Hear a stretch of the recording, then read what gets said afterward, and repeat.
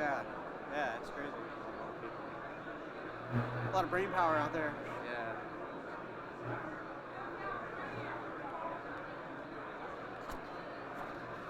All right, let's go ahead. Our next talk is on Userland Persistance on OS 10, given by Joshua Pitts.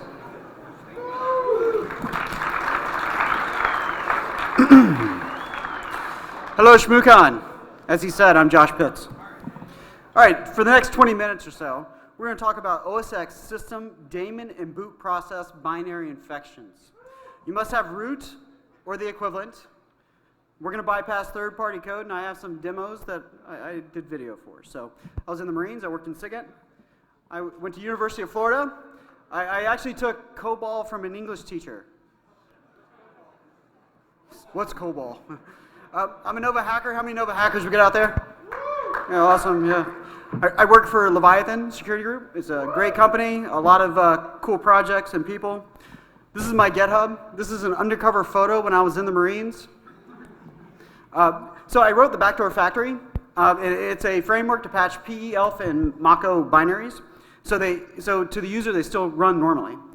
And I wrote BDF proxy, which is a way to patch binaries. It's a BDF and man-in-the-middle proxy, so you can patch binaries man-in-the-middle as they're being downloaded. Now, this research helped me think that this was going on already on the internet, and I found a Tor exit node in Russia patching binaries, okay? And F-Secure attributed this to the Russian government, which is cool, but not. And then they named it Onion Duke. They made this picture, and I stole it for my Twitter handle. All right, Userland, the kernel gets a lot of attention with a new Thunderstruck or Thunderstrike attack. So much so that I think Userland is overlooked. For most users and most organizations, Userland is enough. Okay? Next time you hear about any breaches in the media, ask where are the rootkits. All right? Look, Sony, I don't think I saw any rootkits. Maybe they're hiding those to repurpose them. But anyway, Macs are making it into the enterprise.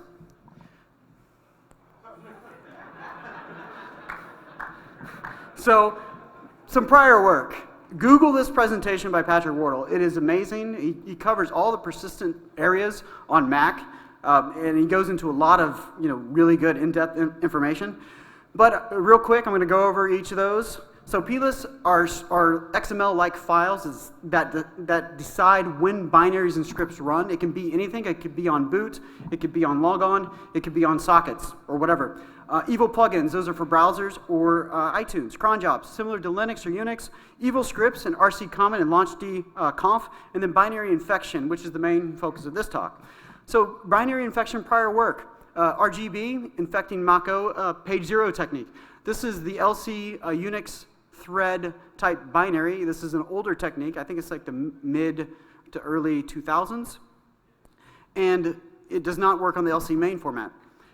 OS X reverser's library injection method works on the LC Unix thread, I believe, also, and does not work on the LC main unless he's updated his code. But you can write your payloads in C because it's a library. So that's pretty cool. My method, I published in August 2014. It's called the pretext section infection method. So you change the entry point to the evil payload in the pretext section, you fork the payload, and you continue to the main binary. Now, this works on LC Unix thread and LC main type binaries. It supports x86, x64, including those formats within a fat binary. If you know what the fat binary is, it has many, many formats within one binary, so it's more portable for the operating system. It's so simple, easy, and reliable that it just works. So here's a pretext section infection method. Notice all the null bytes. I can put whatever I want in there.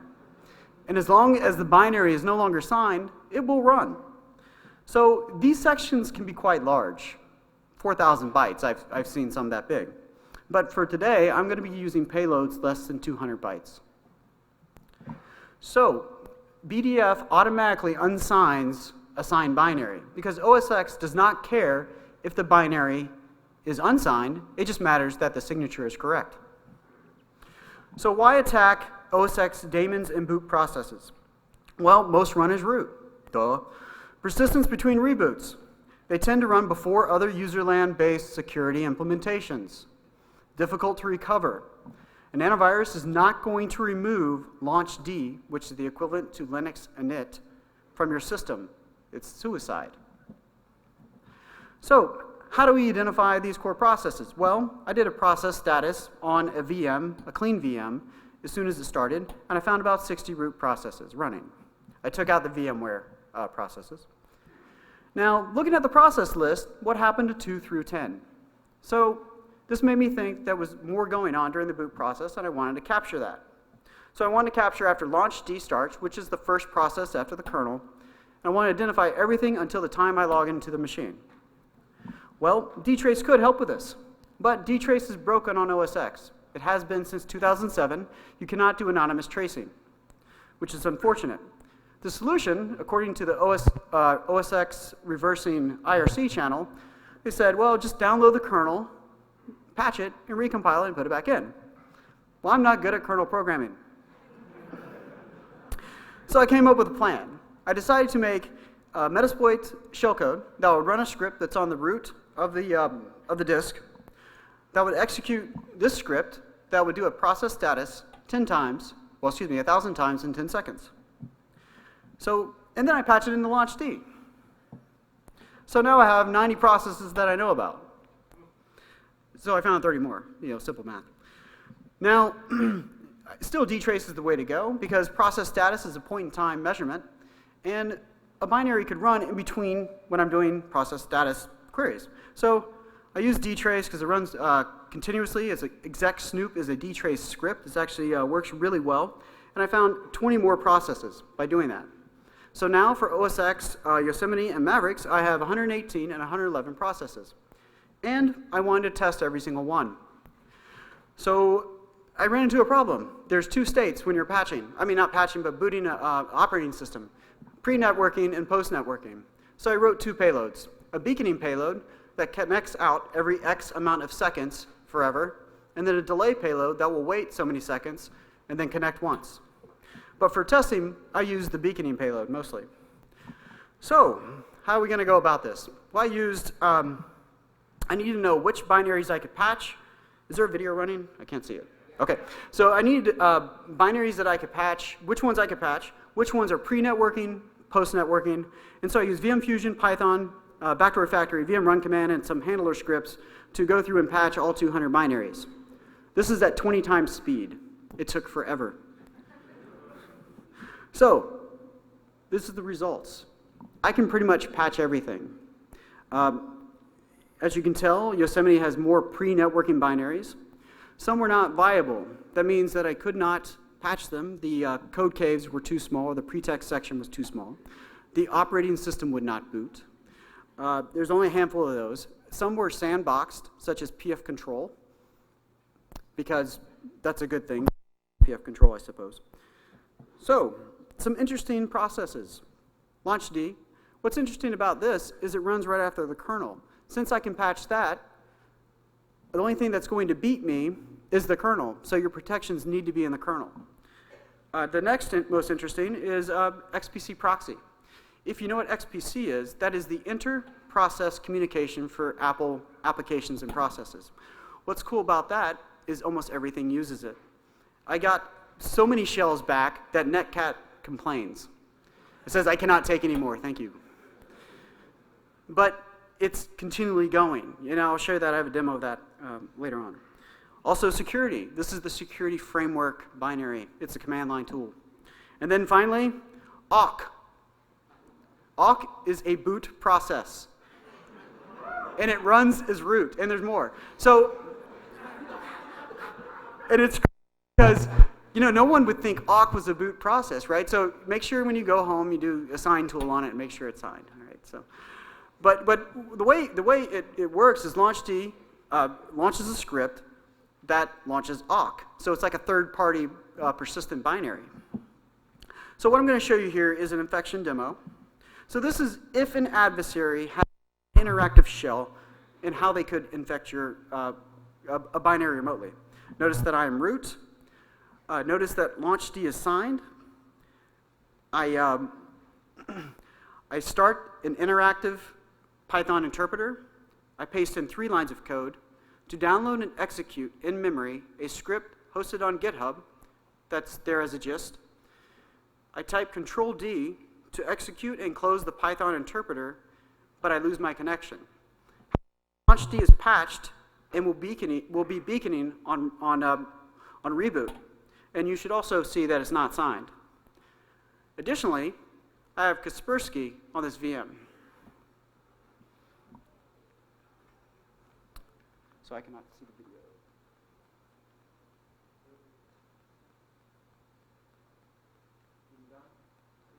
Okay. I'm going to need somebody to tell me when videos are done. Done? All right. All right, the next interesting video is XPC proxy. So go ahead and run that. I started the VM. I went ahead and XPC proxy, and I'm starting up the VM. What you should be seeing is that I get a couple connections at first, and then nothing. So everything is ramping up, processes are running, and then you're going to notice that I'm getting a couple more connections. And then when I log in, you're going to see many, many, many connections. And if you're close enough to see it, Netcat or Nmap is going to be complaining. And then we open Safari, and then I'm going to get some more connections in with that. And then I'm going to open iTunes, and I'm going to get some more connections, because every time you launch a very interactive application on OS X, XPC proxy is going to launch. Is that complete? Okay. It's done. Thank you. So on sockets, I wanted to test out awk, of course, and at least show you guys that. So I'm using the same script that I used for patch, used in testing, is when you saw the automatic patching, to patch awk and SSHD. So awk will run executing a normal reverse TCP shell. So that means that it executes after networking is available. You'll notice that I only get one connection because SSHD does not execute as it has the on-socket setting in the plist file. This means SSHD executes when any path is the SSHD port. So I'm going to use netcat to connect to port 22, and you'll notice I get a connection back because SSHD only launches when a path hits the SSH port. And then I'm going to do Nmap.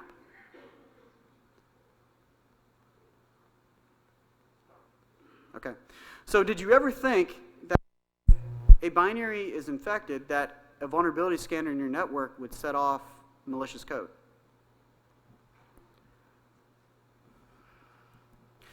All right, whitelisting, Santa. Now, this is a Google product. It was put out by Google at the end of November 2014. I submitted this to ShmooCon. So now, there's a couple components. There's a kex, so it is it runs part of the kernel. There's a daemon, a command line tool, and a application. So the daemon, SantaD, is responsible for the enforcement. And this tool does work. It's great. But, and I've told the Mac team about this. It's used internally for their Mac team. So, right, you have the log. Letter D means deny. You'll notice the hello program, it's like a hello world, did not execute. Santa. So I'm patching SantaD directly. I put in Santa. And patching awk also. I'm going to receive 2 connections back. First awk, then Santa. Then I log in and attempt to execute the hello world program, and you'll see that Santa isn't working normally.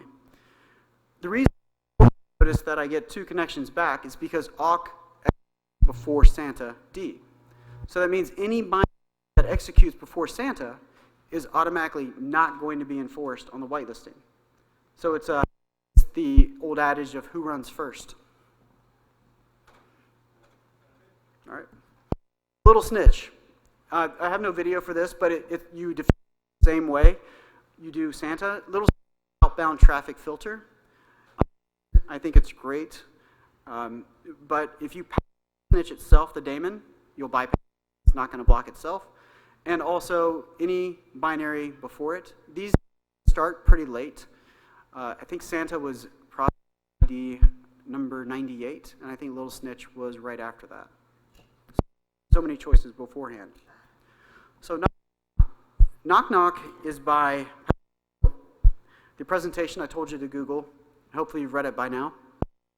It is, so Knock Knock is persistent processes, scripts, plugins, and other startup items. It works great. It's in beta. It is not an AV. So it's known persistent applications. However, it only about half of what I was doing because on sockets, for instance, with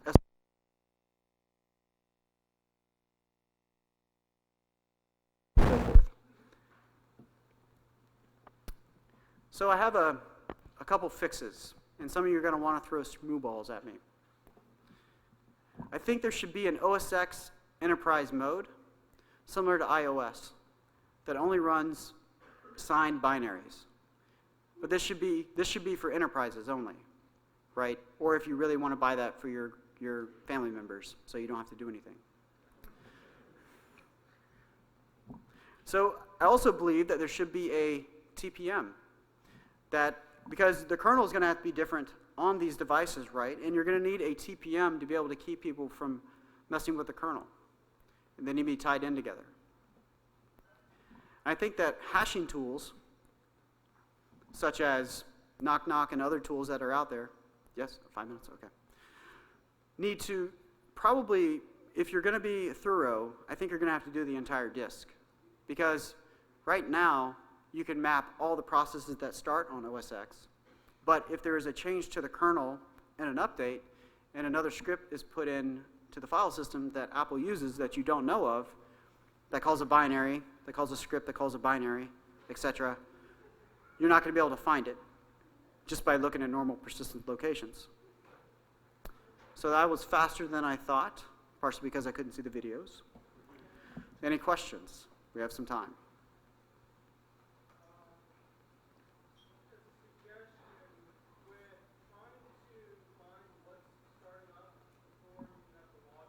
Yeah. There's a tool called Panda, which is a TPM override, which allows you to use the memory at both VM as essentially a log, and allows you to go into the site and actually go through and design for reverse engineering. So running it in Panda might allow you to have access to the things that start up before logging. Okay, for those that couldn't hear that, I was just told I did everything wrong. No, thank you, thank you. It was, I can use Kimu to load a tool that finds all the startup processes, right? We can talk after. Yeah, yeah. All right, anyone else? Any questions? Yes? How does code signing with scripts work in OS X? Code signing on scripts? Yeah. I don't think it does. I don't think so, no. Anything else? All right. Yes? No? All right. Thank you for your time.